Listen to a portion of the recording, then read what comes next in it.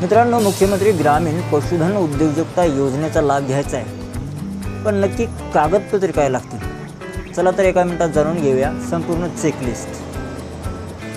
या योजनेसाठी तुम्हाला खालील कागदपत्रे तयार ठेवावी आहेत। ओळख पुरावा म्हणजे तुमचे आधार कार्ड किंवा पॅन कार्ड, रहिवासी पुरावा तुमचा रहिवासी दाखला किंवा ग्रामपंचायतचा दाखला, जमिनीचा पुरावा तुमच्या जमिनीचा अद्ययावत 7/12 उतारा किंवा 8/चा उतारा, बँक तपशील बँकेचे पासबुक आणि एक कॅन्सल चेक ज्यात अनुदान जमा होईल, शिक्षण किमान 10वी उत्तीर्ण असल्याचा दाखला जर असेल तर, जातीचा दाखला जर तुम्ही अनुसूचित जाती किंवा जमाती प्रवर्गातून अर्ज करत असाल तर, प्रशिक्षण प्रमाणपत्र सर्वात महत्त्वाचे म्हणजे पशुसंवर्धन विभागाचे प्रशिक्षण प्रमाणपत्र।